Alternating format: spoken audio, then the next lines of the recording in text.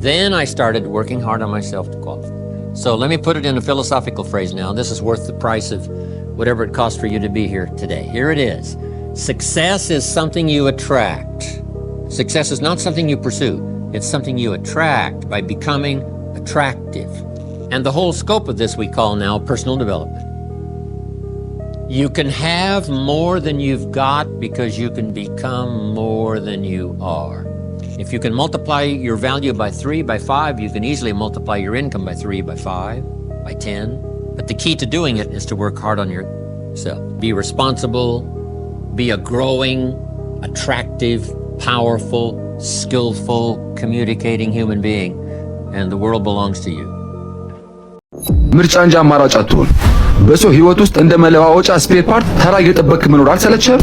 ሲደብራት የምታወራህ፣ ሲከፋት የምትፈልግህ፣ ሌላው ሲጠፋ ብቻ የት ነህ የምትል ሴት ዙሪያ እየተሽከረከርክ ስለ ፍቅር አታውራ።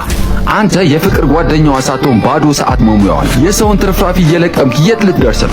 አድምጠኝ። አንደኛ መሆን በማትችልበት ቦታ ዜሮ መሆን ይሻላል። ክብሩን የሚያውቅ ወንድ መለዋወጫ ለመሆን ፈቃደኛ አይደለም። ዛሬ መስመር ካልሳልክ ነገ መረገጫ መሆን አይቀርም። ልብ በል፣ አንበሳ ቢራብም ሳር አይበላም። ክብርህን መልስ፣ ለራስህ ዋጋ ስጥ።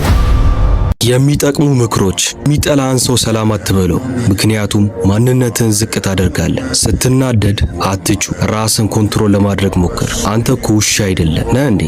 አይደለም። ስትራመድ ረጋ ብለው ወደ ኋላ ሳታይ ተራመድ፣ ምክንያቱም ሌባ አይደለ። አንገትህን አታቀርቅር ወደታች፣ ቀጥ ብለህ ተራመድ። ቁስሌን ሳትረዳው ለጠባሳዬ ምክር አትስጠኝ። ትሰማኛለህ? ካጣኸኝ ይቆጫል ብሎ ሊያስፈራራኝ የሚችለው ገንዘብ ብቻ ነው። በህይወቴ ብዙ ነገሮች አልፈዋል፣ ግን እንደ ገንዘብ እጦት የቆሰልኩበትና ዋጋ የከፈልኩበት ሌላ ነገር የለም። ገንዘብ ሁሉ ነገር አይደለም።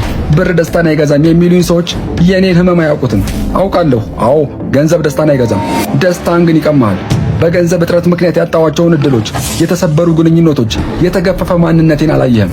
ስለዚህ ዝም በል፣ አፍህን ዝጋ። ስማ፣ ገንዘብ ቢኖረኝ ኖሮ ዛሬ የማያቸው ጠባሳዎች ባልኖሩ ነበር። ህመሜን ለማያውቅ ሰው ቁስሌ እንደ ቀልድ ቢታየውም እኔ ግን ኑሮዬን የቀየረው ማጣቴ መሆኑን ጠንቅቄ ያውቃለሁ። አብሮ መብላት ጓደኝነት ቢሆን ኖሮ ዝንብ የሰው ልጅ ምርጥ ጓደኛ በሆነች ነበር። አዎ ብዙ ጊዜ ተሳስተናል። ለጓደኝነት ብለን ዋጋ የከፈልንላቸው ሰዎች ሁሉ ጓደኞቻችን የሆኑ ይመስለን ነበር። እውነታው ግን እንደዛ አይደለም። አንተ ጓደኛቸው ነበርክ እንጂ እነሱ መቼም ጓደኞች አልነበሩም። ትዝ ይልሃል? አንተ ለችግራቸው ስትደርስ እነሱ ግን ሲደሰቱ አንተን የቆምክበት ቦታ ረሱህ። አንተ ሚስጥራቸውን ስትጠብቅ እነሱ ግን መሳቂያ መሳለቂያ ነው ያደረጉህ። አንተ ምርጫህ ስታደርጋቸው እነሱ ግን ባዶነት ሲሰማቸው ብቻ እንደ ማሟያ ተጠቀሙብህ። ሲጨልምባቸው እንደ ሻማ አቀጣጠሉህ። አንተ ስትከፋና ስትቸገር ግን ዞር ብለው አላዩህም። አሁን ንቃ፣ ይበቃሃል። አንበሳ ብቻውን መሄድ የሚጀምረው የጅቦችን ግብዝነት ሲረዳ ነው። አንተም ከዛሬ ጀምሮ ለሚገባቸው ብቻ ቦታ ስጥ። ራስህን ስታከብር ዓለም አንገቷን ትደፋልሃለች። ክብርህን ለነፋስ አትስጥ። ለፈጣሪህና ለራስህ ብቻ ታመን። ለተቀሩት ግን ትላንት ላይ ተዋቸው።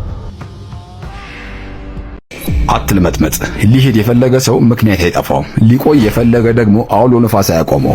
ትልቁ ስህተትም እንደሆነ ታውቃለህ? የማይገባቸውን ሰዎች በህይወት ውስጥ ለማቆየት መለመን ነው። ለማይፈልጉ ሰዎች ዋጋ ስትሰጥ ሁለት ነገር ነው የሚፈጠረው። አንደኛ ክብርህን በገዛ እጅህ ዝቅ ታደርገዋለህ። ሁለተኛ ትክክለኛው ሰው እንዳይመጣ መንገድ ትዘጋለህ። ስማ፣ ጊዜህን ሰውን በመለማመጥ ካጠፋህ ነገ ራስህን የምታገኘው ባዶ እጅህን ነው። ስለዚህ በሩን ክፍት አድርገው። የማይሆንህን ሰው በሰላም ሸኘውና ለራስህ ጉዞ ታመን። ሰው መጥቶ እንዲቀይርልህ አትጠብቅ። አንተ ለራስህ በቂ ነህ። ምርጫው ያንተ ነው። Who called you today? Nobody. Who checked up on you today? Nobody. Who even cares if you're alive or dead? Nobody. You are all alone in this shit. You enter this world alone and you will leave this goddamn world alone. You're forgetting the one person who's had your back since the day you were born, and that is your fucking self. You got yourself. You gotta believe in yourself. That you are all you have. It's not like you need any of these people anyways, because all you need is yourself and the man upstairs. So if nobody else cares about you, you have to be the one pushing you. You have to be the one who cares about yourself. Or show up for yourself even when you don't feel like it. Show up for yourself regardless of what happens to you. Because if you don't, then nobody else will.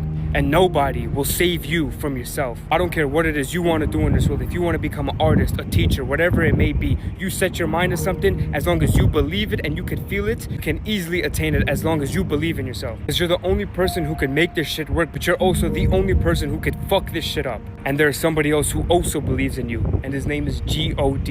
So do whatever it is you have to fucking do. News check. Nobody cares. Reality check. Nobody cares about your problems Nobody cares about what you wear.